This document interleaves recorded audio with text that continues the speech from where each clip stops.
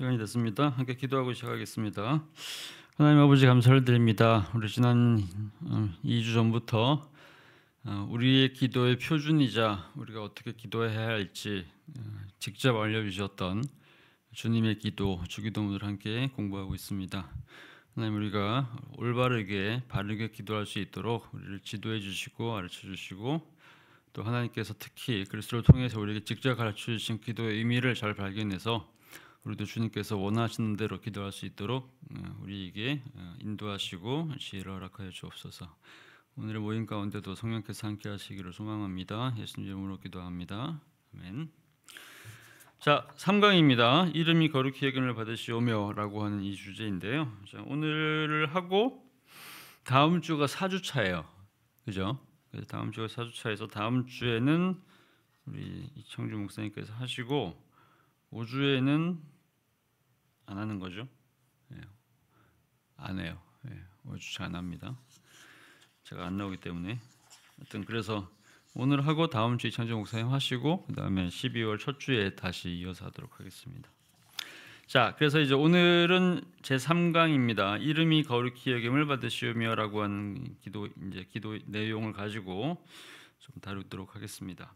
자, 구조를 이제 좀 보겠습니다. 지난주에 했던 내용을 이제 좀 자세하게 이제 이어서 얘기를 하는 건데요. 우리에게 이제 주기도문이 크게 이제 두 가지가 있다는 얘기를 했습니다. 마태복음에 나오는 풀 텍스트로 된 주기도문이 있고, 마가복음은 누가복음은 조금 요약된 형태로 있고, 그다음에 이제 마태복음이 지나고 나서, 그러니까 성경 시대 지나고 나서 이제 디다케라고 하는 문서에 마태복음의 판이 거의 이제 그대로 복사된 형태로 수록된 문서도 있다는 얘기를 했었죠. 자, 그래서 어쨌든 간에 이제 마태복음이 가장 완전한 판이고 풀 텍스트이기 때문에 그래서 계속 앞으로는 계속해서 마태복음을 중심으로 좀 이제 공부를 하려고 합니다. 자, 마태복음 6장 9절에서 13절까지가 이제 우리가 알고 있는 그 주기도문이고 우리가 예배 시간에 외우고 또 이제 찬송도 하고 하는 그거죠. 근데 이 마태복음 6장 9절에서 13절까지에는 청원입니다. 그러니까 기도의 내용이 6가지가 있어요. 이제 우리가 지난주에 봤던 거는 이제 이 모든 기도의 제목, 기도의 내용 이전에 먼저 하늘에 계신 우리 아버지여라고 이제 이름을 부르는 내용을 얘기를 했었죠. 우리가 이제 대표 기도회도 마찬가지고 집에서도 마찬가지고 하늘에 계신 우리 아버지여라고 이제 기도를 시작한다거나 사랑하는 아버지 이렇게 한다거나 은혜를 베푸시는 하나님, 사랑과 은혜가 풍성하신 하나님 이러면서 이제 우리가 어떤 면에서는 경험하고 우리가 개인적으로 느끼고 또 가장 친밀한 형태의 어떤 수식어를 이제 붙인단 말이죠. 그러면서 이제 하나님을 이제 찾습니다. 아버지라고 이제 많이 부르죠. 이제 그러면서 이제 지난주에 하늘에 계시지만 사실은 우리 가운데 계신 우리랑 가장 친밀한 아버지로서 이제 우리가 하나님을 바라볼 수가 있다 이런 얘기를 했습니다. 자, 그 다음에 이제 오늘부터 나온 내용이 6개의 청원이 있어요.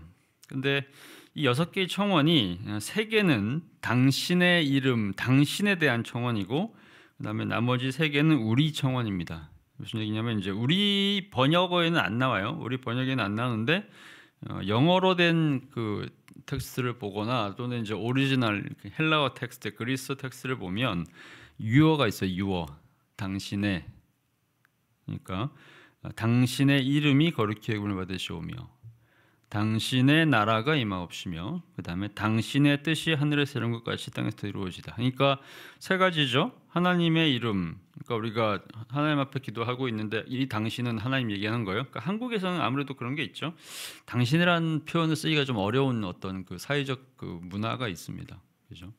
그래서 우리는 이제 하나님을 기도할 때 대해서 기도할 때도 이제 당신 이렇게 하지 않고 3인칭을 사용하잖아요.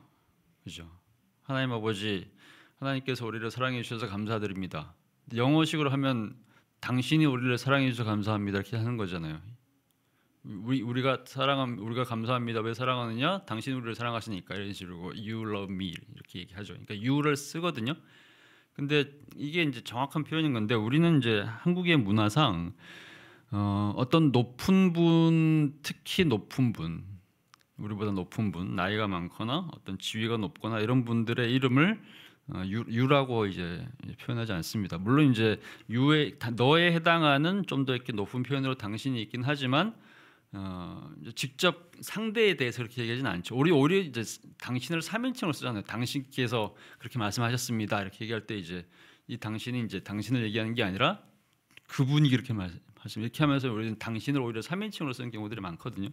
이 사례가 아니면 거의 대부분 이제 쓰지를 않으니까 실제로는 이제 우리가 뭐 이렇게 1대1 관계에서 개인적으로 관계하고 대화하는 게 좀 어려운 그런 문화적 어떤 토대가 우리 안에 있어요. 그러다 보니까 이제 하나님의 이름을 가지고 뭐 유어라고 하는 그 영어식 표현을 당신의 이름이, 당신의 나라가, 당신의 뜻 이런 식으로 번역하는 게 조금 좀 건방지게 보이기도 하고 실제로 우리가 사용하지 않는 형태이기 때문에 이걸 다 생략을 한 겁니다. 근데 사실은 여기에 다 유어가 들어있단 말이죠. 그러니까 당신의 이름이 하나님의 이름이죠. 하나님의 이름이 거룩히 여김을 받으시오며 하나님의 나라가 임하오시며 하나님의 뜻이, 그러니까 여기 해당하는 이제 유어가 바로 하나님 얘기하는 겁니다. 당신의 이 세 가지가 있고 그 다음에 이제 그 밑에 있는 세 개는 이제 우리입니다. 우리 얘기하는 겁니다. 우리에게 일용할 양식을 주시고 우리 죄를 사해 주시고 그 다음에 우리를 시험에 들게 하지 마시고 이렇게 하면서 처음 세 개는 당신 청원,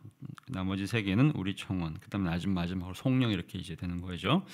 자, 그래서 이제 세 개의 당신 청원과 그 다음에 이제 세 개의 우리 청원이 이제 있는데 이게 이제 아무래도 이제 그 크게 보면 좀 본질상인 차이가 있겠죠. 그러니까 그 밑에 나오는 얘기입니다. 세 개의 당신 청원과 두 개가 아니라 그 누가복음은 두 개고 그다음에 이제 마태복음은 세 개예요.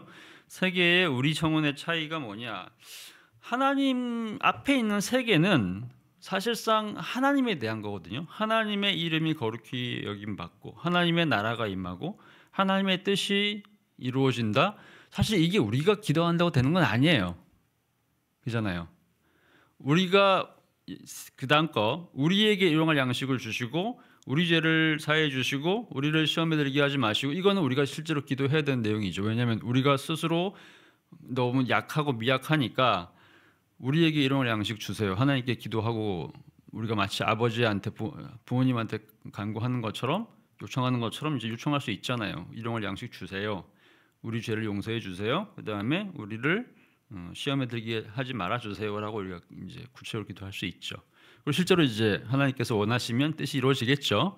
이 내용들이. 근데 당신 관련된 이 청원들은 우리가 기도한다고 사실 되는 건 아닐 수 있습니다. 그렇잖아요. 하나님의 이름이 거룩해지는 게 우리가 기도한다고 하나님 이름이 거룩해지는 건가요? 아니잖아요. 하나님이 원래 이미 거룩하신 분이기 때문에 사실은 이 기도가 소용없을 수도 있죠. 하나님의 나라가 임하십니다. 이건 하나님께서 하시는 거지 우리가 하는 건 아닌 거거든요. 그 다음에 하나님의 뜻이 이루어지고 또 우리가 기도한다고 하나님의 뜻이 이루어지고 우리가 기도 안 하면 하나님의 뜻이 안 이루어지나요? 그렇지 않죠. 그러니까 앞에 있는 세 개는 사실은 이게 우리가 기도한다고 우리 때문에 이것이 이루어지고 안 이루어지고 이런 건 아니에요. 그죠? 그러니까 그런 점에서 이 두 가지의 기도는 당신 기도하고 우리 기도는 굉장한 어떤 그 범위의 차이나 영향력의 차이나 어떤 시간적 차이가 있습니다. 예를 들면 이렇게 얘기할 수 있을 것 같아요. 앞에 있는 세 개는 굉장히 미래적인 겁니다. 그러니까 지금 현재 뭐 하나님 당신의 이름이 거룩함을 받고 당신의 나라가 지금 현재 임하고 지금의 당신 뜻이 임하고 뭐 이렇게 뭐 될 수도 있겠지만 사실은 더 큰 그림으로 봤을 때 이제 영원한 시간 속에서 성취돼야 되는 그런 일들인 거죠. 그잖아요. 지금 당장 뭐 이런 거라기보다는 거대한 하나님의 이제 엄청난 우주 프로젝트, 엄청난 하나님의 구원 프로젝트 속에서 이루어지는 굉장히 종말론적인 그런 이야기들이 있기 때문에 굉장히 이제 시간적으로 거대하죠. 우주적입니다. 범위도 되게 우주적이고 또 이것은 하나님의 필요예요. 하나님께서 그렇게 원하시는 거죠. 그리고 하나님께서 그렇게 되기를 원하셔서 우리한테 기도하라고 하시지만 사실은 그것을 이루는 것은 하나님께서 하시는 거죠. 밑에 있는 것은 조금 현실적입니다. 지금 얘기하는 거죠. 우리가 지금 배고픕니다. 지금 밥 주세요. 우리가 지금 우리 죄가 용서돼야 돼요. 우리 지금 죄인이거든요. 우리 너무 죄가 너무 많아서 힘들어요. 우리 죄 지금 용서해 주세요. 그다음에 우리 지금 시험에 들어서 너무 힘든데 우리 시험에 들게 하지 말아 주세요. 지금 얘기하는 거잖아요. 굉장히 이제 지금 얘기고 또 굉장히 현실적인 겁니다. 그리고 우리의 피로 얘기하는 겁니다. 그러니까 어떤 면에서는 이제 이 땅의 문제인 거죠. 첫 번째 것은 하늘의 얘기고 우주적인 얘기고, 두 번째 것은 이제 사실상 이제 땅의 얘기입니다. 자, 그런 점에서 이제 이 두 가지 형태의 청원을 우리가 이제 좀 구별해서 공부를 하고 이제 이해도 그렇게 해야 될 필요가 있죠. 토마스 아퀴나스가 이제 그래서 그렇게 얘기를 합니다. 13세기 이제 중세 신학자이고 가장 거대한 신학자.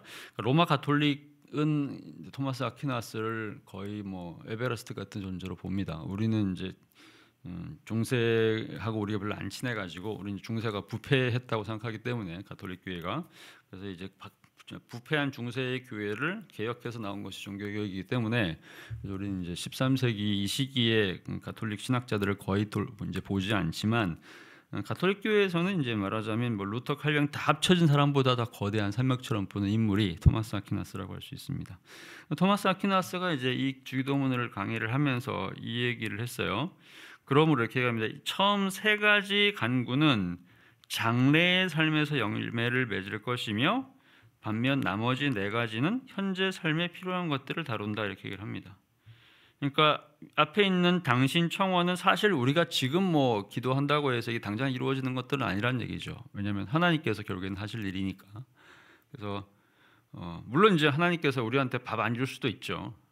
그다음에 우리가 지금 일용할 양식 달라고 기도해도 지금 당장 안 주고 내일 줄 수도 있는 거죠. 그러니까 그다음에 또 이렇게 죄 용서 당장 안 해줄 수도 있고, 그다음에 또 뭐 우리를 악에서 빨리 안 구하고 나중에 구해줄 수도 있는, 물론 미래일 수도 있어요. 근데 이제 사실은 이제 대체적으로 이제 현실에서 이루어진 일이기 때문에 현재적이라고 할 수 있을 것 같아요. 근데 앞에 있는 거는 하나님의 이름이 거룩함 받고 하나님의 나라가 임하고 하나님의 뜻이 이루어지고, 이거는 굉장히 거대한, 그냥 완전히 거대한 우주적인 프로젝트인 거잖아요. 어떤 면에서 이제 미래라기보다는 시간을 초월하는 하나님의 거대한 그 어떤 그 계획 속에서 하나님의 경륜이라고 그러죠. 이 사실 이제 표현 자체가 좀 어려운데, 하나님의 경륜, 영어는 이코노미예요. 그러니까 경제라는 게 그냥 돈만 운영되는 게 아니라 전체적으로 이렇게 뭔가 이렇게 거대한 세계가 운영되는 것을 주로 이제 이코노미라는 단어를 쓰거든요. 경륜, 그러니까 성경에는 그것을 경륜이라고 표현합니다. 그래서 이제 그 경륜, 하나님의 경륜 속에서 이루어지는 것이고, 반면 나머지 네 가지는 현재 삶에 필요한 것들을 다룬다. 여기선 토마스 아퀴나스가 네 가지라 그래요? 왜 네 가지죠? 우리가 위에서 봤을 때는 지금 우리 청원이 세 개라 그랬잖아요. 조금만 위로 좀 올려주시겠어요? 여기 보면 1, 2, 3이잖아요. 근데 이제 토마스 아퀴나스 이렇게 얘기한 것 같아. 일용할 양식 주옵시고 하나, 죄 용서해 주시오, 이거 두 번째죠. 그 다음에 시험에 들게 하지 마시오, 이거 세 번째. 나머지 하나, 악에서 구하옵소서. 이렇게 해가지고 마지막 세 개를 두 개로 나눈 것 같습니다. 그래서 이제 네 개로 본 것 같아요. 어쨌든 간에 이제 현재 얘기를 하는 겁니다.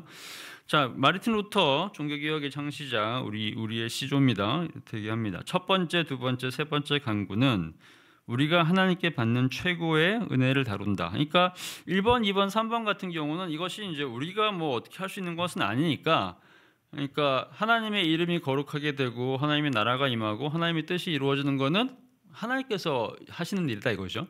근데 그거를 우리한테 기도하게 하는 얘기는 우리한테 주겠다는 얘기를 한다는 얘기죠. 하나님의 뜻이 거기 있다는 겁니다. 왜 이런 기도를 우리한테 하게 만드는 거냐? 하나님께서 그것을 이루어 가지고 우리한테 주려고 하는 거란 얘기죠. 그러니까 이것은 하나님께서 주시는 최고의 은혜의 선물인 거다, 이렇게 얘기를 합니다.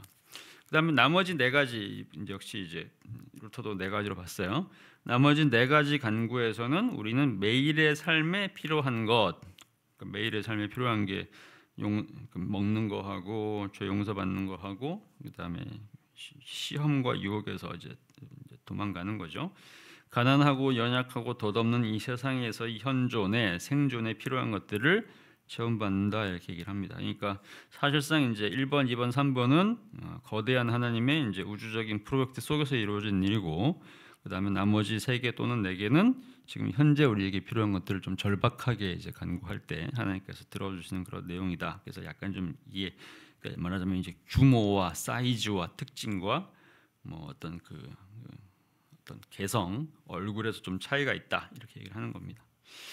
자, 그다음에 이제 이렇게 해서 이제 3번 그러니까 이 두 번 그러니까 그 세 개의 당신 청원과 세 개의 우리 청원을 나눈 다음에 그다음부터 이제 구체적으로 우리가 오늘 볼 주제 당신의 이름이 거룩히 여김을 받으시오며라고 하는 주제로 들어가 보도록 하겠습니다. 오늘 별로 길지 않을 것 같아요. 좀 빨리 끝날 수 있을 것 같습니다. 자, 여기서 이제 물어볼 게 그런 거죠. 우리가 이것을 기도하면 이게 기도가 이루어지는 기도냐 하는 것이 되게 중요할 수 있어요. 이게 중요하겠죠. 왜냐하면 하나님의 이름이 거룩히 여김을 받으시오라고 기도하면서 우리가 하나님의 이름이 거룩해지기를 간구를 하거든요. 근데 우리가 기도한다고 하나님 이름이 더 거룩해지냐 이겁니다. 이게 이제 문제죠. 왜 그러느냐? 하나님 본질상 우리가 하나님을 완전한 존재라고 생각합니다. 그렇죠? 실제로 그렇게 성경은 그렇게 얘기하고 있죠. 하나님은 이미 모든 면에서 완전하세요. 완전히 거룩하시고 하나님의 영광도 완전하고 충만한단 말이죠. 하나님은 완전히 사랑이시고 하나님은 완전히 전지하시고 모든 것 다 아시고, 그러니까 전이란 표현은 완전이잖아요. 전능하시고 모든 것 다 하실 수 있고, 그러니까 말하자면 이제 모든 것은 하나님은 어떤 면에 있어서도 부족함이 없으신 분인 거잖아요. 그럼 하나님이 거룩함에 있어서도 하나님은 이미 완전히 거룩하시죠. 그잖아요. 근데 우리가 왜 하나님이 거룩해지게 해달라고 기도를 하는 거죠? 이거는 일종의 모순일 수 있잖아요. 그러니까 하나님은 이미 거룩하신데 그럼 하나님이 더 거룩하게 해달라고 기도를 하는 거냐 이거죠. 근데 하나님이 더 거룩해질 수 있나요? 그럴 수 없죠. 왜냐하면 하나님 그 자체로 이미 완전하게 거룩하시기 때문에 완전에는 덜한 개념이 들어갈 수가 없죠.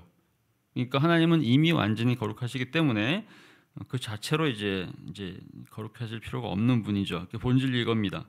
하나님은 그 자체로 완전하심으로 더 거룩해질 수도 없고 더 거룩해질 필요도 없다 이렇게 얘기할 수 있습니다. 사실 이런 것도 있죠. 우리가 예를 들면 찬송을 부르는데 찬송 중에 뭐 모든 영광과 존귀와 권능 받으소서 뭐 이렇게 얘기하죠, 그죠? 노래 부른단 말이죠. 모든 영광과 존귀와 능력 받으소서. 하나님이 그러면 영광이 부족한 건가요? 하나님이 권능이 부족한 건가요? 하나님의 능력이 부족한 건가요? 아니잖아요. 하나님은 완전하시잖아요. 전능이니까. 전능이란 얘기는 완전한 능력을 갖고 있다는 얘기를 하는 겁니다. 그러면 우리가 받으소서라고 이제 얘기하면서 그러면 우리가 갖고 있는 능력과 힘과 그 영광을 나눠주면 하나님이 그거를 받고 야 나 부족한 거 나 사실상 99%였는데 네가 나한테 1% 줘가지고 나 100% 됐어 이렇게 하실까요? 아니잖아요. 우리한테는 사실 영광도 없고 능력도 없고 권능도 없죠. 하나님은 이미 그 자체를 가지고 있고 만약에 이제 필요하다면 하나님은 완전하시니까 우리한테 사실 하나님이 우리한테 줘야 되는 거잖아요. 근데 우리가 그것을 준다고 얘기한단 말이죠. 그럼 사실 이거는 하나님의 속성상 이건 불가능한 얘기인 거죠. 말도 안 되는 얘기거든요. 근데 이제 그렇게 이제 성경은 많이 표현들을 합니다. 뭘 그렇게 하는 거냐? 그러니까 우리가 그렇게 살아야 된다는 어떤 이제 삶의 가치를 얘기하는 거죠. 하나님께서 이제 완전하시지만 우리가 갖고 있는 모든 것들은 사실은 하나님께서 주신 것의 반영이기 때문에 결국에는 이제 하나님께 이제 돌려드려야 된다는 이제 그런 당위, 의무 이런 것들 얘기하는 거죠. 자, 그래서 거룩도 이제 이 기도에 나오는 거룩도 아마 그런 의미로 해석을 해야 되지 않겠느냐라고 역사 속에서 이제 대부분의 우리 교회의 선조들이 그렇게 해석한 것 같습니다. 그래서 이렇게 얘기합니다. 하나님은 완전히 거룩하시니까 하나님이 거룩하게 되라고 기도하는 것이 사실 의미가 없죠. 왜냐하면 이미 거룩하시니까. 우리가 기도한다고 해서 하나님이 더 거룩해지는 것도 아니고 우리가 기도 안 한다고 해서 하나님이 거룩하지 않게 되는 것도 아니죠. 하나님은 그냥 우리가 기도하든 안 하든지 그냥 그 자체로 거룩하세요. 완전히 거룩하신 거죠. 그럼 우리한테 이걸 왜 기도하라고 얘기를 하냐 이거죠. 왜 우리가 이걸 기도해야 될까? 많은 학자들이 뭐라고 얘기하냐면 하나님의 거룩하심을 본받아서 우리가 그 거룩하심에 참여해서 결국 우리가 이 기도를 함으로써 우리가 거룩해져야 된다는 것을 강조하려는 거라 얘기하는 거죠. 즉 우리가 거룩하신 하나님 안에서 우리 스스로가 거룩하게 되는, 그러니까 말하자면 이제 신학의 용어로 얘기한다면 구원론의 용어로 하는 성화되는 과정이 있잖아요. 거룩하게 되는 상화가 이제 우리가 구원론의 한 영역이죠. 우리가 예수를 믿게 되면 처음에는 이제 의롭다 칭함을 받아서 칭의, 또 회심하고 칭의를 받게 되지만 이것은 시작일 뿐이고 평생 동안 거룩해져야 되잖아요. 그걸 우리가 성화라 그러죠. 그 표현에서 이 기도가 되게 중요하다는 얘기를 하는 겁니다. 레위기 11장 45절이나 베드로전서 1장, 마태복음 5장 48절 같은 이제 구절들, 그러니까 구약과 신약의 대표적인 구절들에 의하면 내가 거룩하니 너희도 거룩할지니라 이렇게 얘기를 합니다. 그러니까 하나님은 이미 사실 거룩하세요. 완벽하게 거룩하시기 때문에 우리가 하나님께 이렇게 기도한다고 해서 하나님이 더 거룩해지는 거 아니죠. 왜냐하면 이미 완벽하시니까. 그러면 이제 이 기도를 통해서 우리한테 원하시는 건 뭐냐? 우리가 이 기도를 함으로써 오히려 하나님의 거룩함을 본받아서 우리가 거룩해진다는 얘기죠. 그러니까 이 기도의 사실상 대상은 하나님이지만 그 효과는 우리한테 온다는 얘기를 하는 겁니다. 그러니까 이 기도가 사실 하나님이 사실 이 기도를 할 필요도 없잖아요. 하나님이 무슨 기도라고 하는 것은 뭔가 간구하고 요청하는 게 기도인 건데 하나님은 역시 기도가 필요한 존재가 아니죠. 하나님은 완벽하시니까. 그죠? 그러면 이 기도가 사실 왜 필요한 거냐? 우리한테 필요한 기도인 거잖아요. 그러니까 우리가 이 기도를 함으로써 하나님의 거룩함을 본받게 되는 것이 목적이라는 얘기를 하는 겁니다. 자, 2세기와 3세기의 서방교회 테르툴리아누스, 터툴리안이라고 하는 영어로 이제 이분도 이렇게 얘기를 합니다. 이름이 거룩히 여김을 받으시오며라고 말할 때 우리는 이렇게 기도합니다. 하나님 안에 있는 우리를 통해서 또 하나님의 은혜가 항상 준비되어 있는 다른 모든 사람을 통해서 하나님의 이름이 거룩히 여김받기를, 그리고 우리가 만인을 위해서 심지어 개인적 원수를 위해서도 기도함으로써 이 교훈에 순종할 수 있기를 기도한다. 그러니까 좀 약간 어렵긴 한데, 그러니까 하나님이 거룩하시니까 우리가 하나님 안에 있는 우리, 그 다음에 하나님의 은혜를 받을 준비가 되어 있는 다른 모든 사람들을 통해서, 그러니까 하나님은 그 자체로 거룩하시지만 그 거룩하신 것을 무엇을 통해서 드러내기를 원하시냐면 우리를 통해서 드러내기를 원하신다. 그 다음에 다른 모든 하나님의 은혜를 받을 준비가 되어 있는 다른 모든 사람을 통해서 하나님의 영광을, 하나님의 거룩함을 드러내기를 원하신다. 그러니까 하나님은 그 자체로 거룩하시지만 사람들이 하나님이 거룩하다는 사실을 잘 모른단 말이죠. 그럼 우리가 어떻게, 외부에 있는 사람들이 어떻게 하나님이 거룩하다는 사실을 알게 되는 거냐? 우리를 통해서, 또 하나님의 은혜를 받는 다른 사람을 통해서라는 얘기죠.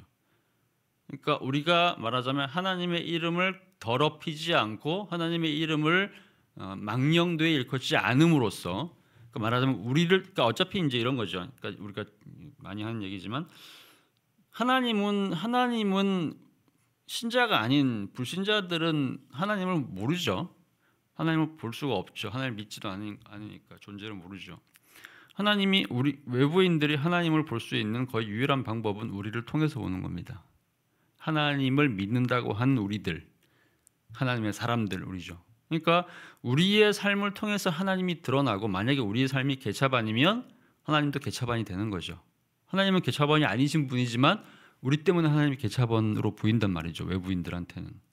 그죠? 그러면 우리가 이 기도에서 하나님의 이름이 거룩히 여김을 받으심이라고 기도할 때 이거는 우리한테 뭘 요구하는 거냐면 하나님이 거룩하다는 사실을 어떻게 사람들이 아냐 이겁니다.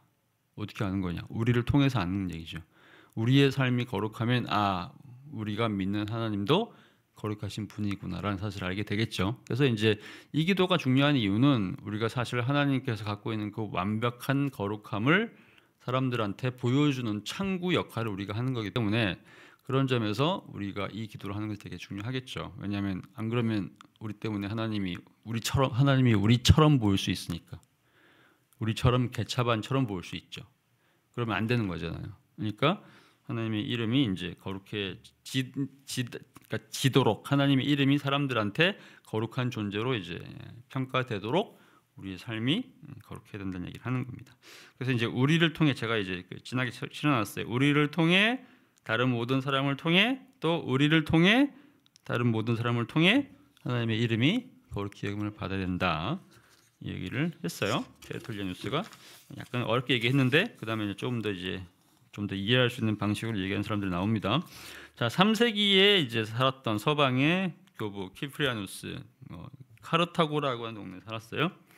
이렇게 얘기합니다. 그 다음에 우리는 우리 이름이 거룩히 여김을 받으시오며라고 이제 말하는데, 이는 하나님이 우리의 기도로서 거룩하게 되기를 하나님께 바라는 것이 아니라, 그러니까 우리가 기도한다고 하나님이 더 거룩해지는 건 아닌 거니까, 하나님은 원래 거룩한 거니까, 하나님이 이름이 우리 안에서 거룩하게 되기를 하나님께 탄원하는 것이다. 그러니까 하나님은 완전히 거룩하신데 우리 안에서 거룩하게 되기를, 그러니까 하나님의 이름이 이제 우리의 삶에서도, 하나님은 원래 거룩하시니까 우리의 삶을 통해서도 하나님의 이름이 거룩한 존재로 사람들한테 알려지기를 원한다는 얘기를 하는 겁니다. 하지만 하나님은 스스로 거룩하신 분인데 그분이 누구에 의해서 거룩해진다는 말인가? 아까 얘기했던 거죠. 자, 하나님께서 내가 거룩하니 너희도 거룩할지어다 라고 레위기 말씀이었죠.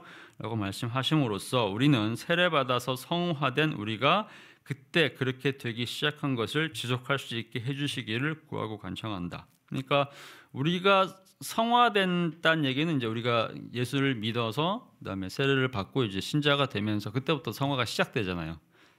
거룩한 것이 이제 시작되는 거죠, 우리 안에. 근데 우리는 이제 하나님이 우리의 모델인 거니까 하나님의 거룩함처럼 될 수는 없겠지만 어쨌든 간에 이제 닮아가면서 이제 그분을 향해서 이제 나아갑니다. 근데 그것이 지속될 수 있도록 구하고 간청하는 기도가 바로 이 기도라는 얘기를 하는 겁니다. 하나님의 이름이 거룩해지기를 바란다, 우리 안에서. 그러니까 우리가 하나님처럼 그렇게 거룩해지기를 매일매일 기도하는 의미가 바로 여기 담겨 있다, 이렇게 얘기를 하는 거죠. 그래서 우리는 이를 날마다 기도하는데, 왜냐하면 우리는 날마다 거룩해질 필요가 있고 날마다 실족하는 우리는 그래야 계속 거룩해짐으로써 죄를 씻어낼 수 있기 때문이다. 그러니까 사실은 이게 당신 청원인데, 사실 당신 청원이지만 사실 우리 청원이라는 얘기를 하는 겁니다. 우리가 거룩해지기를 기도한다는 얘기죠. 그러니까 왜냐하면 하나님은 우리가 기도한다고 거룩해지고 말고 할 게 전혀 없으니까. 그럼 이 기도를 통해서 결국은 이제 뭘 의도하는 거냐? 이 기도를 통해서 우리가 거룩해지기를 기도하는 거라는 얘기를 하는 겁니다. 사실 그렇게 보면 당신 청원 세 개도 우리 청원일 수도 있을 것 같아요. 그죠? 모든 게 다 우리 청원인 거죠. 그러면 우리 얘기니까. 자, 2, 3세기 동방교부 오리게네스도 이렇게 얘기를 합니다. 마태복음과 누가복음 모두 마치 하나님의 이름이 이미 거룩하지 않은 것처럼 이름이 거룩히 여김을 받으시오며 라고 기도해야 된다고 말한다. 근데 어떻게 그런 일이 가능하냐고 묻게 될 수도 있다.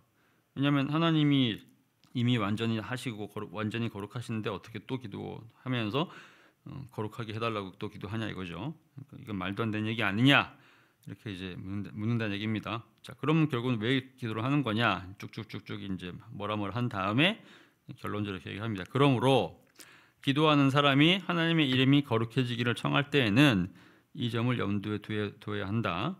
시편 기자가 함께 그 이름을 높이세라고 할 때 바로 이 점을 언급하는 것이다. 이렇게 하나님께서는 한 마음과 한 생각으로 연합해서 하나님의 성품에 대해서 참되게 말할 수 있어야 한다고 명하신다. 우리는 참으로 하나님 이름을 높일 수 있으니 우리는 신적 성품을 공유했고 하나님께 영접받은 까닭이다. 그러므로 우리는 하나님께서 허락하셔서 우리가 참여하게 된 이 신적 거룩함을 찬양한다. 그러니까 1단계에서는 뭘 하는 거냐면 하나님이 거룩하다는 사실을 이제 이 기도를 통해서 고백하는 거죠. 하나님은 거룩하신 분이에요라고 이제 고백하는 것이, 그러니까 하나님을 찬양하는 것이 바로 이제 1번이고, 그다음에 이어서 이제 이 기도를 함으로써 우리가 그 거룩함에 참여하게 되기를 간구하는 기도다, 이렇게 얘기를 하는 겁니다. 그러니까 오리게네스는 이제 하나를 더 얘기한 거죠. 하나님을 찬양하는 측면에서 얘기를 한 겁니다. 자, 그다음에 이제 4, 5세기의 서방교부 유명한 그 아구스티누스 어거스틴, 자, 이렇게 이제 결론적으로 이렇게 얘기를 합니다. 이제 우리는 무엇을 구해야 하는지 고찰할 수 있다. 우리가 누구에게 구하며 그분이 어디에 거하는지는 이미 얘기했으므로 앞에 이제 쭉 설명을 한 겁니다. 하늘에 계신 우리 아버지, 그 얘기를 설명했다는 얘기죠. 이 책에서 이제 제가 얘기하지는 않았지만 이제 인용한 이 책의 앞에 부분에 그게 나오겠죠. 자, 이제 첫 번째 강구로 들어가 보자. 첫 번째 강구는 이름이 거룩히 여김을 받으시오며이다. 이제 그다음 하는 얘기도 이제 하는 얘기는 다른 교부들이 했던 얘기랑 비슷합니다. 우리는 마치 하나님의 이름이 거룩하지 않은 양 이를 구하는 게 아니라 만인이 하나님을 거룩하신 분으로 찬양하기를 구한다. 하나님이 만인에게 알려져서 이들에게 그 어떤 것도 하나님보다 거룩해 보이지 않으며 그 누구도 두려워하지 않고 오직 하나님을 노하시게 하는 것을 두려워하기를 구하는 것이다. 이게 무슨 얘기냐면 이 얘기죠. 그러니까 하나님이 거룩하신 분이다. 그러니까 우리가 하나님의 성품을 얘기할 때 우리가 찬송 중에 거룩 거룩 거룩 이런 찬송이 있잖아요. 전능하신 주여. 그러니까 하나님의 거룩함을 우리가 찬양을 하거든요. 하나님은 완전히 거룩하신 거니까. 근데 이건 우리가 지금 하나님의 거룩하심을 찬양을 하는 거죠. 그러면 이 기도를 하는 이유는 뭐냐? 하나님께서 거룩하지 않아서 이걸 찬양하는 것이 아니고 하나님이 더 거룩해지러 찬양하는 것이 아니라 지금 우리가 하고 있는 이 찬양, 하나님은 거룩하세요, 하나님은 거룩하세요, 하나님 거룩하세요라고 하는 거룩하는 이 찬양을 우리만 하는 것이 아니라 우리 밖에 있는 사람들도 그 찬양을 하게 되기를 우리가 간구하는 마음으로 기도하는 것이 바로 이 기도라는 얘기를 하는 겁니다. 그러니까 이제 어거스틴은 약간 좀 독특하게 다른 맥락에서 본 거죠. 이 기도를 함으로써 이제 우리가 거룩해지는 거다, 우리가 성화되고 되기를 바라는 거다라는 맥락이 아니라 무슨 얘기를 하고 있는 거죠? 이 기도를 통해 가지고 밖에 있는 모든 사람도 우리가 하나님을 거룩하다고 찬양하는 것처럼 바깥에 있는 모든 사람이 오늘 우리 전도에서 사람들 온 것처럼 다른 모든 사람이 하나님을 거룩하다라고 찬양하는 그 행렬에 동참할 수 있도록 그분들을 초청하는, 말하자면 이제 이 복음이 다 널리 전파되어서 우리 하나님을 거룩하다라고 찬양하는 사람들이 더 많아지게 해주세요라고 하는 기도가 바로 이 기도라고 얘기를 하는 거예요. 이해가 되시죠? 그래서 이제 이 기도의 해석이 금방 이제 오리게네스랑 아고스틴은 약간 좀 이제 비슷하게 가는 거죠. 다른 사람들이랑 다르게. 그래서 찬양의 맥락에서 또 전도의 맥락에서 이런 얘기를 합니다. 자, 4세기 동방 교부 니사의 그레고리우스라는 사람이 있습니다. 니사라고 하는 동네는 이제 우리가 잘 모르는 동네인데 터키 지방입니다. 터키 지방에 니사라고 하는 그 당시에는 이제 꽤 큰 도시였던 것 같은데 지금은 그냥 거의 사라진 그런 그냥 폐허밖에 없는 그런 도시예요. 여기가 이제 갑바도기아라고 하는 곳인데 혹시 이제 뭐 터키를 가보시거나 아니면 이제 영화나 드라마나 또는 뭐 영상 이런 것에 보면 막 이렇게 터키 가는 사람들이 막 그거 타고 다니잖아요. 저기 열기구 있죠. 그래서 이제 위에서 내려다 보면 그 밑에가 이제 거의 광야 같은 동네인데 그 기괴한 바위 같은 그런 그 절벽 같은 것들이 듣다 많은데 그게 삶이에요. 그래가지고 예를 들면 우리가 동전이나 이렇게 핀 같은 걸로 이렇게 막 긁으면 오세요. 그 동전이나 이렇게 핀 같은 것들을 긁으면 이게 파여요. 근데 이게 단단하고 아주 오래된 암석이기 때문에 파이는데 그렇다고 무너지지는 않습니다. 그러니까 이제 그 안에 들어가 가지고 살았던 사람들이 엄청 많은 거예요. 그러니까 고대 무슨 바위 도시 이런 거죠. 실제로 또 이렇게 그래서 거기가 고대에서 아주 오랫동안 그 수도사들이 벽 하나씩 파고 들어가 가지고 이제 작은 벽은 한 명 들어가서 이제 기도하고 또 엄청나게 큰 구멍을 파 가지고는 이제 집단으로 이제 수도원처럼 생활하고 막 그랬단 말이죠. 그러니까 여기가 아주 전통적인 소위 이제 수도원 도시 같은 그런 개념이었죠. 무슬림 터키 지금은 터키니까 이제 무슬림들이 쳐들어와 가지고 무슬림 화되기 이전에는 주로 이제 기독교인들이 그렇게 수도하던 동네가 바로 이제 갑바도기아라고 하는 동네입니다. 그러니까 이제 기암괴석으로 이제 가득 차 있는. 그래서 하도 이렇게 바람이 많이 불어 가지고 풍화 작용 때문에 이제 좀 더 단단한 바위는 이제 그대로 있는데 약한 바위가 이렇게 다 파이면서 약간 버섯 형태로 이렇게 건물도 막 바위가 지어지고 이러잖아요. 그래서 이제 스머프 아시죠? 가가멜 나오는 스머프는 아는데 가가멜은 아는데 스머프 모르시나요? 스머프 있죠, 스머프에 나오는 그 모자 복장이 그 갑바도기아를 거기서 나온 그 바위 모양을 배경으로 만들어진 거예요. 또 어쨌든 여기서 이제 수도 활동을 했던 유명한 신학자입니다. 이게 이제 니사의 그레고리우스죠. 근데 그 사람이 또 이렇게 비슷한 얘기를 합니다. 기도할 때 나는 이름이 거룩히 여김을 받으시오며라고 말한다. 그런데 내가 이렇게 구하는 것은 왜 하는 거냐? 그러니까 하나님이 거룩해지기를 바라는 건 아니죠. 왜냐하면 하나님이 이미 거룩하시니까. 그러면 왜 기도를 하는 거냐면 이 말씀이 하나님이 거룩하다는 이 말씀이 나한테 감화를 끼치기를 원해서 기도하는 거다. 나는 주님께서 신적 도움을 통해서 나를 정결하고 의롭고 신실하게 해주시기를, 그러니까 내가 거룩하게 되기를, 내가 모든 악을 삼가고 진리를 말하며 공의를 실천할 수 있게 되기를 구한다. 나는 절제의 조명을 받고, 그러니까 절제할 수 있게 되고, 절제라고 하는 것을 도움받기를 원한다는 얘기죠. 부패하지 않은 모습으로 꾸미고 하나님의 덕과 지혜로 아름답게 되어 고든 길을 따라 행하기를 구한다. 나는 위에 있는 일들을 바라고 땅의 일은 버릴 수 있기를, 그리하여 내 삶이 천사들을 닮을 수 있기를 바란다. 이와 비슷한 다른 여러 소원들이 이름이 거룩히 여김을 받으시오매라고 하는 이 짤막한 말에 담겨 있다. 하나님의 이름이 영원하게 되는 유일한 길은 우리 자신의 선의 근원으로서 하나님의 능력을 증언하는 고결한 삶을 사는 길뿐이다. 이렇게 얘기하는 거죠. 그러니까 이 기도를 하면서 하나님은 이미 완전하시고 거룩하시니까 우리가 하나님을 닮아서 거룩한 삶을 살기를 바란다는 기도가 바로 이 기도라는 얘기죠. 그럼 도대체 거룩하다는 게 도대체 뭐냐? 이거를 이제 좀 설명하는 거예요. 거룩하다는 거는 하나님의 도움을 통해서 우리가 정결하고 이롭고 신실하게 사는 거, 모든 악을 삼가고 진리를 말하고 공의를 실천하는 거, 절제하고 부패하지는 않은 모습으로 꾸미고 하나님의 덕과 지혜로 아름답게 되어 고든 길을 따라 행하는 거, 위에 있는 일을 바라고 땅의 일은 버려서 천사들을 닮게 되는 거, 이게 바로 거룩한 거라고 얘기하는 거죠. 그죠? 그래서 이제 이 기도를 함으로써 이미 거룩하신 그 하나님을 본받아서 우리도 거룩하게 되기를 바란다. 이 기도를 한다는 얘기죠. 이 기도의 내용이. 그 다음에 거룩하게 되는 것의 의미가 뭐냐라고 하는 것을 얘기할 때 이제 이 그레고리오스가 이렇게 이제 사례들을 들어서 얘기를 하는 겁니다. 거룩하다. 우리가 거룩해진다는 것은 이런 것들이 바로 우리가 거룩해지는 것들이다. 이렇게 얘기하는 거죠. 자, 그 다음에 이제 4세기 동방교부 크리소스토모스입니다. 자, 크리소스토모스는 또 이제 길게 얘기를 했는데 이제 또 이것도 약간 좀 맥락이 있습니다. 4세기에 이제 동방의 이제 교부였던 그레고리오스는 쉽게 말하면 아까 얘기했던 것처럼 수도 생활했던 사람이고, 그러니까 말하자면 이 사람은 사람들과 접촉을 많이 했다기보다는 주로 이렇게 수도 생활을 하면서 이제 자기를 그 수양하는데, 점에서 이제 약간 불교 승려들이 산에 들어가가지고 도 닦는 것처럼 거의 이제 자기 수양이라든지 자기 고행 이런 것들을 굉장히 열심히 했던 수도사였다고 할 수 있어요. 근데 그 다음에 나오는 크리소스토모스는 어디에 있었냐면 컨스탄티노플이라고 하는 도시에 살았어요. 근데 이제 컨스탄티노플이 이제 어디냐면 지금의 이스탄불이거든요. 근데 이제 이런 거죠. 원래 로마는 그냥 작은 하나의 나라로 등장합니다. 그래서 이제 로마라고 하는, 지금 우리가 알고 이탈리아죠. 이탈리아의 로마라고 하는 이제 그 작은 도시에서 이제 언덕에서 이제 뭐 6개인가 7개 돼 있는 그 언덕에서 이제 시작된 아주 작은 민족으로 시작을 했죠. 근데 그 민족이 엄청나게 커져가지고 도시를 다 지배를 하고 이탈리아 반도를 다 지배를 하고, 그다음에 이제 바다를 건너가지고 이제 북아프리카, 그다음에 북쪽으로 올라가가지고 오늘날의 프랑스, 그다음에 잉글랜드, 그다음에 뭐 우리가 독일까지 다 차지하고, 그다음에 동쪽으로 가가지고 이제 이스라엘까지 다, 시리아까지 다 이제 먹으면서 어마어마하게 거대한 제국이 됐단 말이죠. 근데 그게 이제 거대한, 우리가 알고 있는 거대한 제국 로마이죠.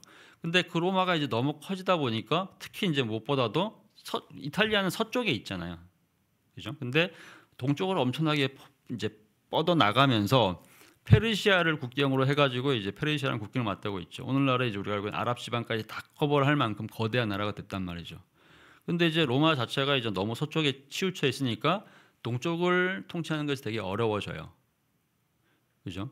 그래서 이제 나중에 컨스탄티누스라고 하는 황제가 제국을 통일한 다음에 이제 한때 이제 내전이 있어가지고 나라들이 막 4개로 막 갈라지고 막 그랬거든요. 근데 이제 이런 내전에서 이제 승리해가지고 나머지 3명의 황제를 다 압살을 해버리고 다시 이제 천하 통일을 한, 마치 진시황처럼 중국에 천하 통일을 한 컨스탄티누스가 로마에서 수도를 옮깁니다. 어디로 옮기냐면 컨스탄티노플이라는 곳으로 옮겨버려요. 왜 옮긴 거냐? 그러니까 이런 거죠. 예를 들면 이제 우리가 고려에서 이렇게 조선이 생기게 되면 수도를 바꾸잖아요. 이전의 수도는 이제 개성이었는데 이제 한양으로 옮기는 거고, 그 이전에는 뭐 조선 시대, 신라 시대는 이제 서라벌 경주였는데 이제 경주였다가 이제 개성으로 갔다가 이제 한성으로 온단 말이죠. 이런 것처럼 수도를 바꾼다는 얘기는 이제 새로운 왕조가 생기면 이전에 있었던 권력자들의 기반이 다 수도에 몰려 있는 거니까 그 사람들을 일종의 약간 좀 이렇게 소외시키고 새로운 도시를 건설해가지고 내가 원하는 대로 통치를 하고 싶을 때 하는 게 일종의 수도 천도인 거죠. 컨스탄티누스가 원했던 게 그런 거였던 거죠. 그러니까 이 사람은 이제 내전 속에서 한 나라를 통일한 상태였기 때문에 이전 로마에서 수도를 통치를 하게 되면 이미 그 안에 이전 황제의 세력들이 너무너무 많고, 또 이제 뭐 이게 로마가 거의 그때까지 한 300년 동안 수도였기 때문에 거기서 이미 엄청난 귀족들이라든지 권력자들이 막 넘쳐나는 그런 동네인 거니까 이 컨스탄티노스가 제대로 버티지를 못하고 생각한 거죠. 자기 통치를 못하는 거예요. 그러니까 이 수도를 없애버리고 수도를 어디로 옮겨버리냐면 콘스탄티노플로 옮겨버립니다. 근데 이 콘스탄티노플이라고 하는 이름에서 볼 수 있는 것처럼 이 도시는 콘스탄티누스가 만든 도시예요. 그러니까 신도시인 거죠. 마치 이제 세종 같은 신도시를 만들어 가지고 이름을 그냥 재근시 이런 식으로 바꾼 뭐 그런 거예요. 제가 황제라고 하면 그냥 수도를 만들어 가지고 앞으로는 재근시라 그럴 거야. 그러니까 내가 원하는 데 통치할 거야 이렇게 하는 거죠. 그게 이제 콘스탄티노플이거든요. 이게 콘스탄티노플이라고 하는 수도를 만들면서 이제 새로운 수도가 이제 됐습니다. 새로운 로마. 그래가지고 이 크리스토스 토모스가 4세기니까 여기가 수도가 된 지 한 100년 정도 됐어요. 자, 그러면 어떤 일이 벌어지는 거냐? 처음에는 콘스탄티누스가 이제 이 새로운 도시를 지을 때는 이제 모든 것이 새로웠겠죠. 개혁도 막 이루어지고 소위 이제 민중들과 이렇게 신흥 세력들이 이제 자리를 잡으면서 막 이렇게 깨끗하게 진행됐겠죠, 그죠? 개혁에서 시작된 거니까. 근데 한 100년 지나고 나면 그러니까 모든 게 마찬가지죠. 종교 개혁을 했던 개신교도 처음에는 되게 깨끗하게 시작하지만 나중에 지금 현재 이 모양 이 꼴이 된 것처럼 그잖아요. 개신교 지금 이 모양 이 꼴이잖아요, 그죠? 수도원도 처음 잘 시작하지만 나중에 부패 운상이 돼서 루터가 개혁을 해야 됐던 것처럼, 그죠? 그다음에 뭐 신흥 뭐 이렇게 뭐 정치색도 마찬가지죠. 뭔가 군사 독재 시대 이후에 소위 말해서 민주화를 이루어가지고 만들어낸 그런 정당들이 지금 뭐 우리가 뭐 딱히 이렇게 훌륭하다고 할 만한 정당이 없잖아요. 그죠? 권력자들이 돼버린단 말이죠. 권력을 탐하게 되면 결국엔 다 부패를 해버리죠. 그죠? 그런 것처럼 콘스탄티노플도 어떤 개혁을 위해서 탄생한 도시였는데 결국 한 100년 정도 지났더니 옛날 로마랑 똑같이 돼버리는 거죠. 근데 그 시기에 이 크리스토스 토모스가 콘스탄티노플 교회의 책임자였습니다. 그러니까 제국 전체에서 가장 큰 교회의 책임자이고 대주교니까 이 지역을 이제 관할하는 이제 그런 주교인 거죠. 그러니까 교회의 최고 지도자. 근데 이 사람의 특징이 뭐였냐면 왕이고 뭐 왕실 사람이고 귀족이고 왕족이고 귀족이고 부자고 뭐든지 간에 다 그냥 싸잡아서 이제 딥다 욕하는 게 이 사람의 그 설교였어요. 그러니까 설교를 이제 엄청나게 잘했거든요. 역사상 가장 설교를 잘하는 사람이라는 이름을 갖고 있어가지고 별명이 황금의 입, 골든 마우스였어요. 그러니까 설교가 진짜 끝내줘가지고 역사상 가장 위대한 설교자라고 이제 불리는 사람이라 가지고 설교를 할 때마다 이제 정말 많은 사람들이 이제 감동을 받고 눈물 흘리고 회개하고 막 뒤집어지는 그런 일들이 이제 굉장히 많은데 이 사람 설교의 특징은 뭐냐면 이제 맨날 그 얘기해요. 그러니까 부자들을 뒷다 까는 얘기를 합니다. 그러니까 당신들이 가지고 있는 수많은 부와 권력과 기름진 이런 그러니까 우리식으로 표현하면 이제 그 옛날 표현일 텐데 우리식으로 표현하면 기름진 배때기, 기름이 좔좔 흐르는 너의 피부 뭐 이런 얘기들이 있잖아요. 북한에 있는 누구한테 얘기하는 것 같아. 하여튼 이제 그런 느낌들 있죠. 그런 종류의 표현들을 막 딘따 써가면서 이제 부자들이나 심지어는 이제 같은 이제 부유한 성직자들이나 왕들 그다음에 이제 귀족들 그다음에 왕비 이런 사람들을 막 까면서 이제 당신들이 이렇기 때문에 지금 봐라 밖에 얼마큼 많은 가난한 사람들이 있는 거냐 다 굶어 죽어가고 있고 하루하루 연명하기도 힘든데 너만 거기서 배떼지 배부르게 기름 짝짝 끼어가면서 사는 게 니네가 그리스도인이라고 얘기할 수 있는 거냐? 예수님이 뭐라고 얘기했느냐? 예수님이 부자가 청년이 찾아왔을 때 다 팔아가지고 가난한 사람 나눠주라고 얘기하지 않았느냐? 근데 니네 그렇게 하고 있는 거냐 지금? 그럼 네가 그래놓고 그리스도인이라고 부를 수 있는 거냐? 이런 식으로 막 얘기하는 거예요. 그게 이 사람의 설교의 주 내용이에요. 엄청나게 많은 설교들이 있는데 결국엔 대부분의 설교들이 그렇게 연결되는 것 같아요. 결론이 그거예요. 그러니까 이게 이 사람 권력자잖아요. 교회 최고 대빵인데 워낙에 강력하게 그런 메시지들을 끊임없이 이제 하니까 사실상 그런 자리에 있으면 그런 설교하기 되게 어렵거든요. 그렇잖아요. 왜냐하면 본인도 이미 권력자니까. 그리고 이제 사실상 호의호식할 수 있고 일가 친척을 다 겁으로 만들어줄 수 있을 만큼 약간만 타협하면 그죠? 그런 사람이죠. 근데 이 사람 그렇게 안 하고 진짜 그렇게 끊임없이 그렇게 설교를 합니다. 모두를 그냥 비난하는 설교를 하는 거죠. 그러니까 어떤 기독교인의 그리스도인의 삶의 기준이 이 정도인데 당신들은 여기에 미치지 못한다고 하면서 끊임없이 이제 비난을 합니다. 물론 가난한 사람들이나 민중들한테는 이제 최고 인기를 끌었던 설교자였겠죠. 근데 결국에는 이제 이렇게 되면 생기는 결과는 권력자들한테 미움을 할 수밖에 없는 거죠. 나중에 추방됩니다. 귀양 가는 거죠. 그래서 이제 귀양지에서 죽죠. 그러니까 사실 이제 뭐 그런 삶을 사는 사람들이 많지는 않겠죠. 어쨌든 간에 이제 그런 사람인데, 자 그래서 이제 여기 내용도 그 내용과 결국엔 연결됩니다. 그러니까 거의 모든 크리스토스토미스의 설교는 그냥 부자들을 딥다 까는 걸로 끝나는 느낌이 들어요. 근데 왜 이런 얘기를 하냐면 예수님이 그렇게 살았기 때문에 그렇다는 얘기죠. 하늘에서 오신 분이고 하늘의 모든 보화를 다 가진 가장 풍성하신, 그렇게 살 수 있는 분임에도 불구하고 예수님께서 사신 삶이 말하자면 일종의 거지와 같은 삶으로 살았기 때문에 다 나눠주고 아무것도 가진 것 없이. 근데 그게 우리 그리스도인 삶이 아닌 거냐 이런 얘기를 하면서 이제 이 기도도 그렇게 연결시키는 것 같아요. 자 이렇게 얘기합니다. 그러므로 하나님이 우리에게 이 자신의 이 고결함을, 위로부터 오는 선물을, 우리와 형제들 간의 동등성을, 이 표현 중요하죠. 우리에게 자신의 이 고결함을, 위로부터 오는 선물을, 우리와 형제들 간의 동등성. 그러니까 이 사람도 이미 이게 이 표현이 되게 이제 지금은 우리가 소위 이제 그 자유 평등이 민주주의 가치 아닙니까? 그러니까 우리는 모두가 다 자유를 다 가진다, 모두가 평등하다라는 것이 이게 실제에서 그렇다고 느끼지 못하는 경우라고 하더라도 법적으로는 다 이렇게 돼 있죠. 근데 이 시대는 그런 시대가 아니거든요. 철저하게 신분 사회인 겁니다. 어떻게 왕과 왕족과 노예가 동등할 수 있습니까? 어떻게 평민과 귀족이 동등할 수 있습니까? 근데 뭐라고 얘기합니까? 우리 모두가 다 그리스도 아닌 거예요. 이게 이미 313년에 이미 기독교 공인됐거든요. 380년대에 이 국교가 됐어요, 기독교가. 그러니까 무슨 얘기냐면 노예도 기독교인이고 왕도 기독교인이고 그다음에 왕비도 기독교인이고 다 기독교인인 사회이죠. 그러면 모든 그리스도인이라고 한다면 다 그리스도 안에 있는 사람들이라면 다 평등한 거 아닌 거냐. 그러니까 모두가 평등한 건데 너는 왜 평등하다고 하면서 여전히 이렇게 신분 차별을 일삼으면서 이렇게 살고 있는 거냐 이런 얘기를 하는 거거든요. 그러니까 우리 형과 형제들 간의 동등성을 이런 표현을 쓰는 것 자체가 굉장히 뭔가 처음부터 도발적이라는 얘기를 하는 겁니다. 이런 얘기를 하면서 결국엔 깔 생각을 하고 있다는 얘기죠. 깔 준비를 하고 있는 거예요. 자, 그래서 이제 우리를 이 땅에서 데려가서 천국에 정착시키실 때 그 다음에 우리에게 무엇을 구하라고 명하셨는지를 깨닫자. 그러나 처음에 그렇게만 말해도 모든 덕목의 가르침을 심어주기 충분하다. 하나님을 아버지라고, 공동의 아버지라고 부르는 사람은 이 고결함에 합당치 않은 모습을 보이지 않을 만큼의, 또 이 선물에 비례하는 부지런함을 보여줄 만큼의 생활 양식을 나타내 보이는 것이 당연할 것이기 때문이다. 하나님은 그러나 여기 만족하지 않으시고 또 한 구절을 이렇게 덧붙이신다. 이름이 거룩히 여김을 받으시오며. 하나님을 아버지라 부르는 사람에게 어울리는 기도는 무엇보다도 그 무엇도 하나님의 영광보다 앞세우지 않고 모든 일을 그분을 찬양하는 일 다음으로 여기는 태도다. 거룩히 여김을 받는다는 것은 영어롭게 한다는 말인 까닭이다.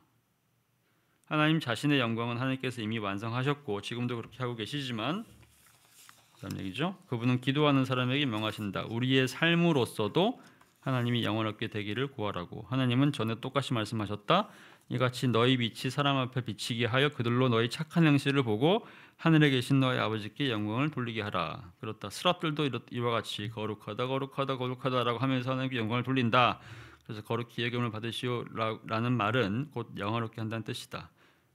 즉 하나님을 아버지라 부르는 사람은 우리가 정결하게 살 수 있게 해주시며 우리를 통해 모든 사람이 주님을 영화롭게 할 수 있게 해주세요라고 말한다. 비난할 것이 없는 삶을 만인에게 보여주는 것 또한 지극히 자제력이 필요한 일이니 지켜보는 모든 사람이 이를 보고 주님께 합당한 찬양을 돌릴 것이다. 아까 그 다른 신학자들이 했던 얘기는 거의 비슷하죠. 결국 하나님은 그 자체로 완전하시고 거룩하신 분이기 때문에 그분이 사실상 더 뭔가 거룩을 더 추가로 받을 필요는 없다.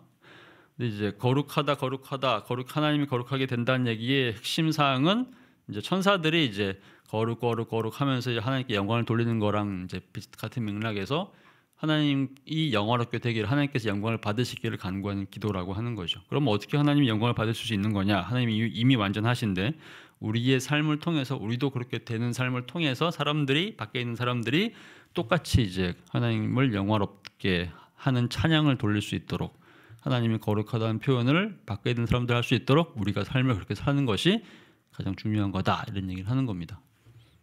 전에 했던 얘기랑 비슷하죠, 그죠? 그래서 비난할 것이 없는 마지막 구절, 비난할 것이 없는 삶을 만인에게 보여주는 것. 그럼으로써 지켜보는 모든 사람이 우리를 보고 우리 그리스도인을 보고 주님께 합당한 찬양을 돌리도록 우리가 살아가는 것. 그게 바로 이 기도의 내용이다. 이렇게 얘기를 하는 겁니다.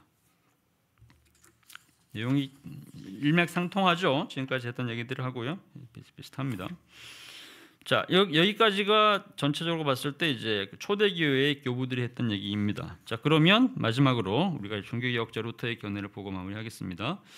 자, 이제 우리의 선조는 그럼 어떻게 해석을 했느냐 이렇게 얘기를 합니다. 이 간구의 조항을 눈여겨 보면 이것이 제 2계명.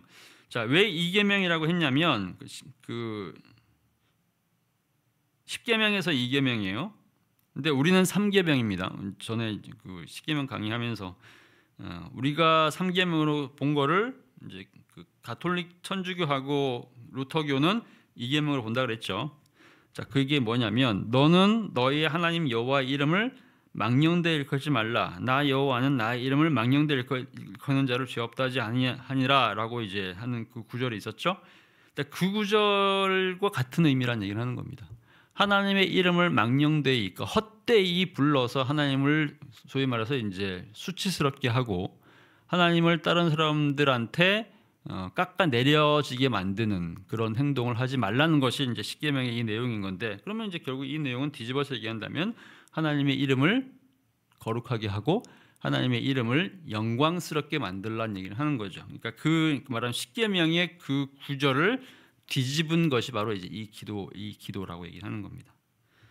자, 동일한 요구란 사실을 알 수 있습니다. 그래서 그분의 이름을 맹세와 저주, 거짓말과 속임수 같은 악한 일에 사용하지 말고, 이거는 그런 거죠. 그러니까 우리가 서양에서는 욕이 다 하나님 이름이 들어간 욕이잖아요. 그러니까 기본적으로 욕은 우리는 이제 주로 이제 대부분의 욕이 주로 개를 쓰는 욕이거나 아니면 성적인 욕입니다. 그죠? 근데 서양의 욕은 주로 성적인 욕이든지 아니면 저주, 하나님의 이름을 넣어서 저주하는 욕이에요. 갓, 뭐시 이렇게 되는 것처럼. 그래서 이제 주로 하나님의 이름을 가장 망령되이 일컫는 가장 대표적인 행동이 주로 이렇게 저주하거나 맹세할 때 이제 그 신의 이름을 갖고 이제 하는 그런 것들이죠. 그러니까 그게 이제 서양의 전통이었기 때문에 맹세하고 저주할 때 하나님의 이름 마음대로 쓰지 말라 이 얘기를 하는 거고요. 그다음에 이제 거짓말, 속임수 같은 악한 일에 하나님의 이름을 이제 사용하면서 내 말을 믿으라니까, 나 하나님 앞에 맹세해 뭐 이러면서 이제 막 얘기하면서 나 진짜 내가 거짓말하는 거 아니야. 너 하나님 앞에 맹세한다니까. 사실 그런 말을 할수록 거짓말 가능성이 되게 높죠. 그죠? 우리 어릴 때 그런 것 같아. 침 묻히고 나 코에도 침 묻히고 막 귀에도 침 묻히고 나 얘기한다니까. 왜 안 믿어? 나 하나님 앞에 맹세한다니까. 사실 그렇게 하면 거의 다 뻥이었어요. 그죠? 그러니까 하나님을 가지고 거짓말하는 경우가 너무 많아요. 근데 한국도 그러는데 서양도 그랬다는 얘기를 하는 겁니다. 그러니까 하나님의 이름을 가지고 거짓말하고 속임수 치는 경우들이 많죠. 근데 그게 아니라 하나님을 향한 찬송과 영광에 사용하라는 것이 바로 이 하나님의 이름이 거룩하게 되기를 바란다라고 할 때 기도의 제목이라는 얘기를 하는 겁니다. 그래서 누구든지 하나님의 이름을 덕스럽지 않게 사용하는 자는 그분의 거룩한 이름을 모독하는 것입니다. 그러니까 뒤집어 보면 이제 이 사람은 이제 루터는 십계명에 나오는 이 구절과 그다음에 이제 주기도문을 연결시켜 가지고 십계명, 3계명을 해석하면서 이제 그 해석을 그대로 이제 이 주기도문으로 가지고 오는 겁니다. 근데 결국에 이제 결론적으로 다 통일해서 얘기한다면 결국에는 이제 하나님의 이름을 거룩하게 한다는 얘기는 하나님은 사실상 이미 거룩하신 분이니까 우리 때문에 거룩하게 되지는 않지만 몇 가지가 포인트가 있는 것 같아요. 하나는 이 기도를 함으로써 우리 스스로가 이제 거룩하게 되는 거, 이 첫 번째 주제. 두 번째는 우리가 이 기도를 함으로써 하나님의 이름이 사람들에게, 외부에 있는 사람들에게 더럽혀지지 않도록 오히려 하나님의 이름이 영화롭게 되도록 우리가 그런 삶을 살기를 바라는 형태의 기도가 바로 이 내용이다. 이렇게 얘기할 수 있을 것 같습니다. 그래서 2개 또는 이제 3개 정도로 이런 식으로 이제 이 내용을 요약할 수 있을 것 같아요. 그래서 십계명에 나오는 그 계명과 연결해서 이제 고민하시면 될 것 같고, 그래서 이제 이런 내용들을 다음 주에도 다루도록 하겠습니다. 그래서 당신 청원의 첫 번째 내용, 이름이 거룩히 여김을 받으시오라는 얘기는 이제 마무리했고요. 그다음에 다음 주 하고 그다음 주 2주 동안 쉬는 거죠. 2주 동안 쉬고 그다음에 12월 첫 주에 나라가 임하옵시며, 그다음에 12월 전체에 만약에 제가 이걸 마치려고 한다면 두 개 할 수도 있을 것 같아요. 나라가 임하옵시며 하고 뜻이 하늘에서 이런 것 같이 땅에서 이루어지다 연결해가지고 아마 마무리할 수도 있을 것 같습니다. 자, 여기까지 하겠습니다. 감사합니다. 수고하셨습니다.